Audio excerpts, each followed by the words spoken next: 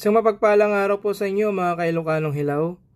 It's me at your service, Chef Ilocanong Hilaw po. Na-miss niyo po ba ako? O hindi nga? Gusto niyo po bang magluto ng pinapaitan? Sige, tara, luto po tayo ng pinapaitan. Ano ba ang pinapaitan? Ang pinapaitan ay isang kilalang putahin ng mga Ilocano na gawa sa bituka at lamang loob ng baka o kambing. Tinatawag itong pinapaitan dahil sa mapait nitong lasa na galing sa apdo ng hayop. Ang salitang pait ay nangangalugang bitter sa Tagalog. Okay, thank you. Thank you so much. We're going to meat market here in Manama. Mamamalingki po tayo para sa ating pagluluto mga ka-Ilocanong Hilaw. Po kami ngayon sa Manama Market, Central Market. Okay, sa fish market. Dito kami ngayon sa fish market, parang ordaneta lang oh. Daming mga bilihan. Yan oh. Parang ordaneta lang. Mami, nag-video ako. Hindi kita kilala. Ayun o, parang ordaneta lang po mga ka-Ilocanong Hilaw oh. Sa labas yung kanilang mga talagang masisira yung mga gulay kasi ang init. Mabit na tayo sa fish market. Sarap ng palaya oh. Yun oh. Ano? Palaya. Bili kain palaya? Ayun. Palaya. Eh, saluyo to. Ano ba? Sarot ka ngayon? Oh. Ano pa? Ano po? Ano pa? Uy, galing mag-Tagalog. Oh, galing ah, galing ah. Oh, sabi mo. Ano eh, live, Kamusta ka? live. Sabi mo sa live, kamusta? Walang gulay. Kuya, Ha? kamusta ka? Mabuti. Ano pa kuya? Tapos na po. Correct. Kain lang, gawin lang. Or dalawa, 200 fills. Dalawa, 200 fills. Dalawa, 200 fills. I know you. Oh, you know me. Dalawa 500. Oh, you know me. Oh, ayaw mo? Ore, gusto ko. Ano pa kuya? Sitaw, batahani, okra. You have bataw? Pwede pa utang. Wala. Where's bataw? Ay, kapagod magbili ng pangpinapaitan mga ka-Ilocanong Hilaw. Sige, start na po tayo magluto. So, ang una po natin gagawin ay linisin po natin yung mga laman loob. Ito po oh. So, bali ang nabili po namin ay kambing. So, yan. Lilinisin po natin ng maigi. Parang naglalaba lang oh. Tingnan nyo po oh. So, ganito po yung intestines po ng kambing. So, medyo maliliit po siya. Pag baka naman po ay medyo malalaki po siya.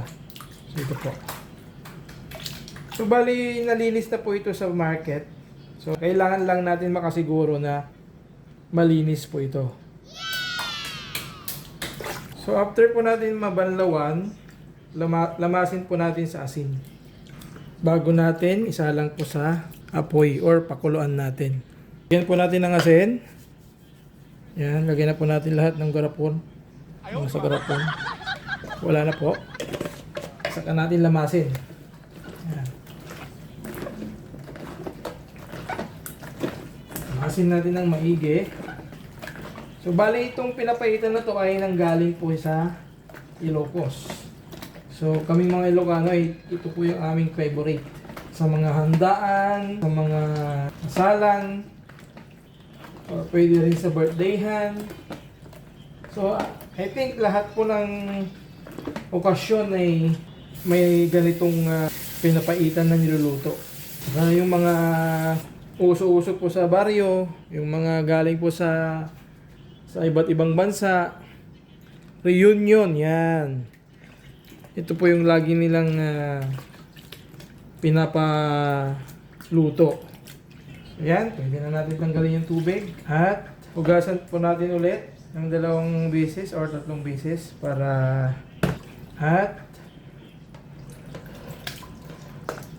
hugasan po natin ulit ng 2 beses or 3 beses para malinis siyang maigi. Ayan. Ayan o. Ayan o, bali nalinis na po siya. So, kailangan lang natin makasiguro. Yan. Papakuluan din naman po natin para makasiguro po tayo na mamamatay yung mga mikrobyo niya. Magluluto po tayo ng papaitang kambing dito sa ibang bansa. So, ganyan lamang po maglinis ng mga laman loob. Nilamas ng asin, saka 2 beses po siya or 3 beses po siya na hugasan. Depende po kung madumi or medyo hindi siya nakakaayang tignan, kumbaga. Yan. So, yun. Lamang po. Tuluan na po natin yung mga laman loob. Yung mga laman loob. Medyo lakasan po natin yung amoy medyo lakasan po natin yung apoy para madaling maluto. Takpan po natin. So habang luluto po natin yung mga laman loob, ay gayatin na po natin yung mga sangkap nito kagaya ng garlic, onion, saka yung ginger. Ito na po. Sige po. Ito po ang ating gagamitin sa pinapaitan. 2 onion o sibuyas. Saka mga 2 malalaking luya or ginger. Saka 2 whole garlic. Yan. Ganyang karami siya. Oh. Sige po, simulan na po natin maggayat ng sibuyas. Saka ginger at bawang. So, bali po gagawin po natin sa ginger, ganito po siya kaliliit. Para magisa po siya ng maayos sa mga laman loob. Pwede naman siyang pino, pero mas maganda pong may korte. Ayan, no? So, ang ginamit ko po dito na ginger ay from India. Wow! Kasi nga, mas ano siya, lalasa siya pag ginigisa mo. Kasi pag galing sa China ay durog. So, mas maganda yung India. Tignan po natin kung medyo malambot na yung ating laman loob. So medyo hindi pa siya lalambot. So mga 10 to 20 minutes pa siya ibo-boil. Tikman po natin. Sige po, check po natin kung luto na yung pinapakulan po natin. So pwede na natin siyang hati-hatiin. Sige, hanguin na po natin yung laman loob. Ayan. Tanggalin po natin yung tubig. Medyo mainit. Tapos, hugasan po natin. So, tanggalin po natin yung mga debris nito kasi yung mga ibang balat nito ay naisasama dito sa laman loob. Kaya, hugasan po natin. Yan, gaya po nito, dapat matanggal po yan. Yan. Bakit natin pinapakuluan ng ating laman loob? Sa 2 dahilan. First ay para lumambot, saka matanggal yung mga dumi nito. Yung mga iba nga, sinasabon pa ito sa mga probinsya. Yung mga laman loob para lang malinis siyang mabuti. Pero dito naman ay madali lang naman sila maglinis dito. Kumbaga may gamit sila. Kaya nalilinisan nilang maigi. Pwede na po natin hatiin.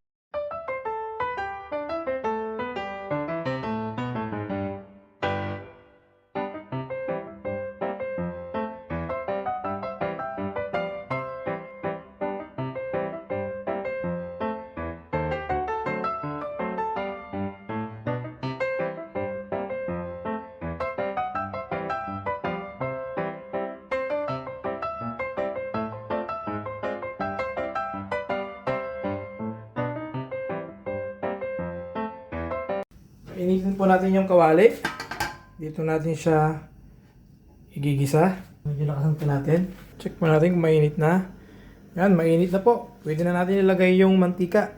So, medyo damihan din po natin yung mantika para magisa po yung laman loob.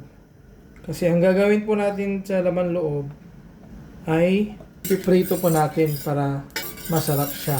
Ganito po ako magluto ng pinapaitan.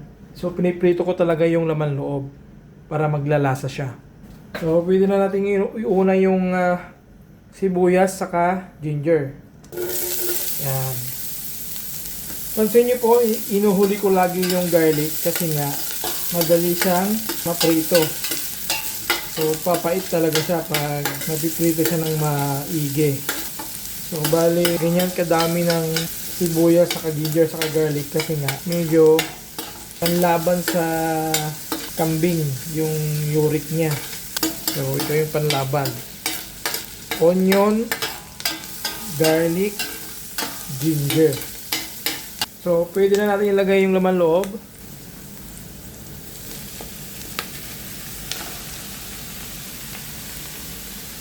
So, igisa natin siya hanggang maprito.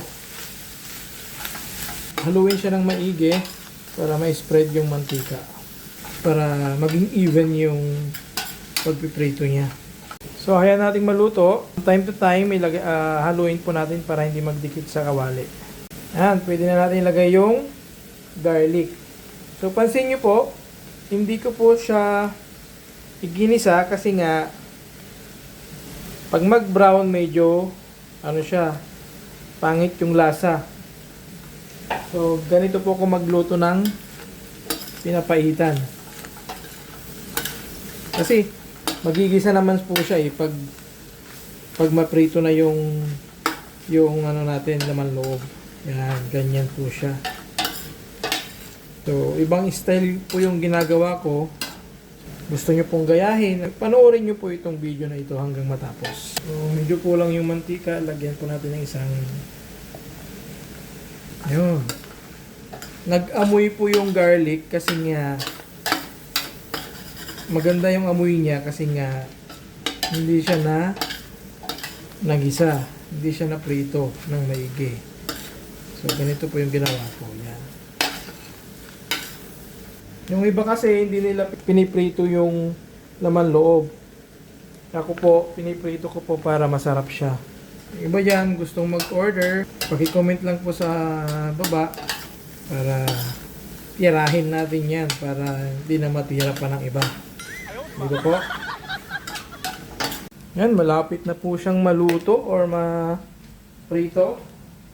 Yan o. Amoy pa lang niya ay napaitan na talaga. Ayan o. Ganito po siya o. Yan. Ganito po siya. Pag naprito, yan, medyo brown. So, lagyan na po natin ng patis. So, 2 sandok. Yan.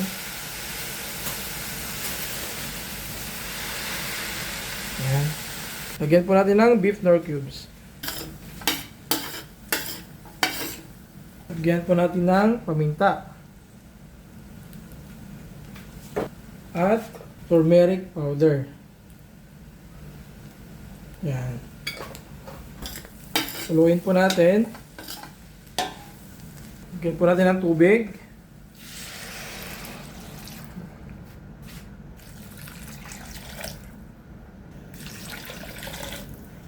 Lagyan po natin ng asin. Tapos takpan po natin. Yan. Lagyan po natin na lemongrass para hindi siya malansa.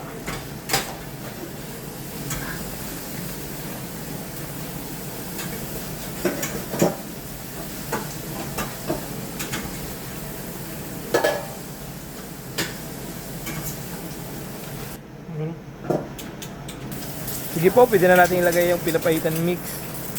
So, bali po 2 po yung pinapaitan mix yung nilagay ko po dito. Kasi medyo marami po yung ating pinapaitan.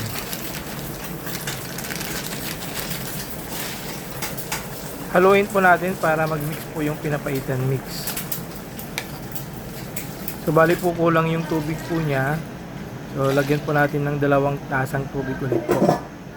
So, bali po ang lalagay po natin dito na panghasim ay 3 lemon, saka 5 kalamansi. So, bakit kanyo po, ito po yung aking nilagay na pang-asim, 3 lemon, saka 5 kalamansi. Kasi po yung kalamansi ay mabango saka maasim. Saka yung lemon, mabango at saka medyo maasim po siya. So, sige po, lagyan na po natin siya ng lemon saka kalamansi yung ating pinapaitan. Saka lagyan po natin siya ng nagahit na lemon saka 4 na sili. So, yun po yung ating presentation for ating pinapaitan. Sige po, ready to serve na po yung ating pinapaitan. So maraming salamat po sa panonood. Please don't forget to like, follow, and share po sa aking Facebook page. Sa YouTube channel ko po naman, pasubscribe naman po sa aking YouTube channel, Chef Ilocanong Hilaw po. Maraming salamat po. God bless po sa inyo.